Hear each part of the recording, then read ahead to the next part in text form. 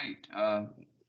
Continuing from the discussion of this tangent plane, well, especially tangent plane for the graph function, we do have another important concept we want to go over, which is so-called the linearization.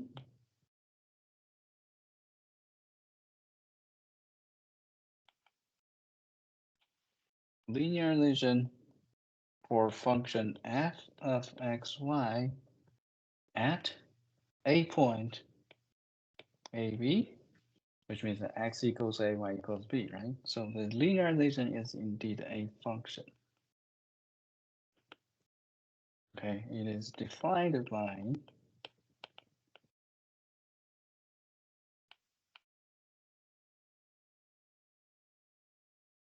this function value at ab and the partial derivative with respect to x and with respect to y times x minus a and x minus y minus b corresponding. All right, so with this, we can see we write the z equals L of xy. This is the tangent plane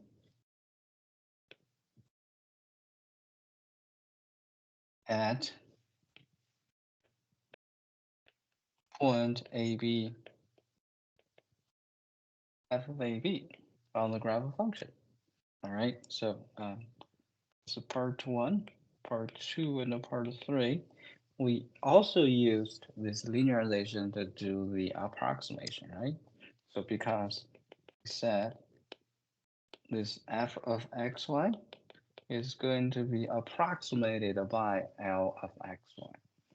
We have to emphasize when x, y is near or close to the point AB, um, at that particular point, you construct this linearization. All right.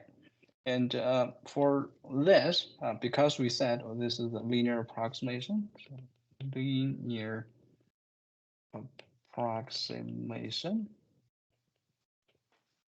All right, so for this linear approximation, we also have these so-called error analysis using differential.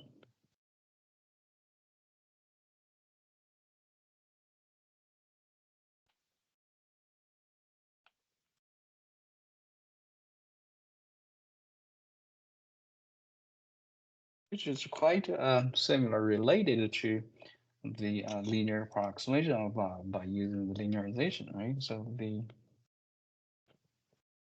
the idea is this, or we should say dot y is dot z is this. Okay, so for example, we can think about one example. A cone is made with radio mirror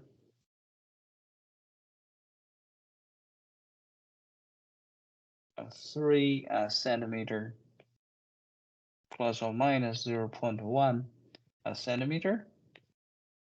So radio R, right? And then height measure 6 centimeter plus or minus 0.2 centimeter. What is the maximum error?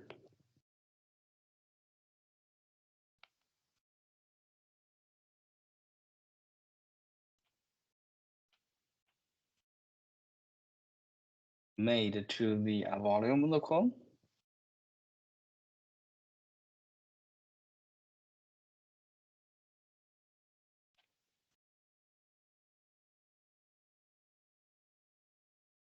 Well, it's not so difficult if you think of it by looking at this formula over here, right?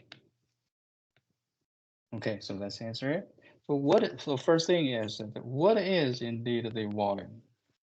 Well, the volume for a column is obtained by doing this 1/3 times pi times r squared times h. Here r is the radius of the base, and h is the height, right? So one thing we should know, because we are using this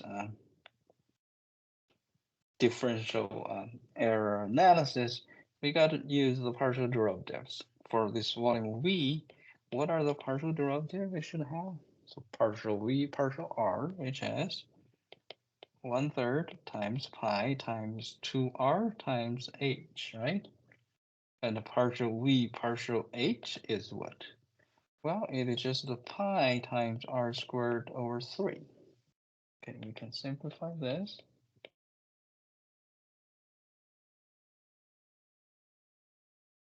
Okay, so what is the difference of volume V? It is VR partial V partial R times dr plus VH times dH. So we got to make sure we know all those pieces. What is the dr? Dr is indeed the error measured in the radial distance, which is 0.1 centimeter. All right. So what is the DH? DH is the error measured when we make the height, when we measure the height, which is 0.2. Okay, so we have this and this, and then now we already have those two. All right, but we only have the formula for the partial derivatives, but where do we evaluate? Well, we are going to evaluate at this given measurement for the radius uh, and the height for this cone, right? So we do have dv equals v sub r at r equals 3. R equals 3. Let's make sure we have that explicitly stated. H equals 6 times 0.1, which is dr, right?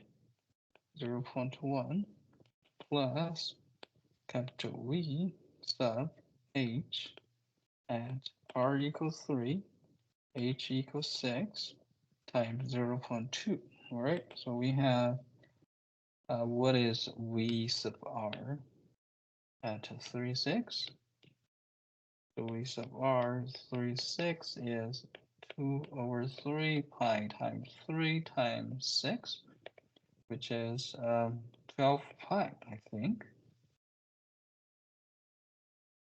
And how about V sub h at 36? We have pi r squared over 3. R is what? R is 3, right? So this is 3 pi. Is that right? Yeah, I think so. So we have 12 pi, and then here 3 pi. This 12 pi is multiplied 0.1 plus 3 pi times 0.2. So the result is 1.2 pi plus 0.6 pi, which is 1.8 pi. So this is the maximum error we get.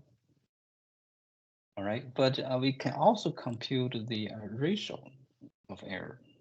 So dv over v, and then this v is calculated at 36. So what is this v? Volume at 36. Well, we got to use the formula. 1/3 times pi times 3 squared times 6, which is, well, I think it's 3 times 6, which is 18 pi. So the ratio is 1.8 pi over 18 pi, which is 0.1, 10%. So the ratio, error ratio is 10%, but the actual error is 1.85. So this has to be clear. Okay, and this is the error, differential error analysis. And we also discussed another topic, which is implicit um, differentiation, right? So what is the different implicit differentiation for capital F of x, y, z equals 0 on the level surface? Um,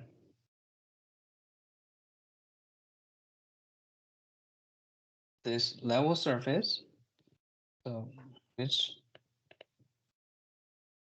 gives z equals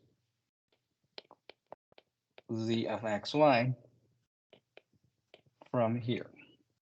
Okay, so how do we compute? So from this level surface, we can define z in terms x and y, and we can compute its derivative. How do we do that? Partial z partial x is indeed a negative capital F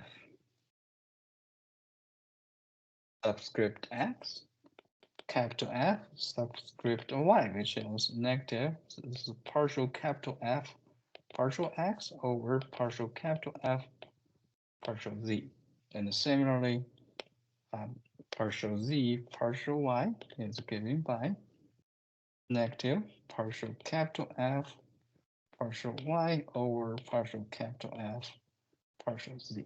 So this is implicit differentiation. I think we have some example on this, and you guys need to review those examples very carefully and make sure you know how to compute.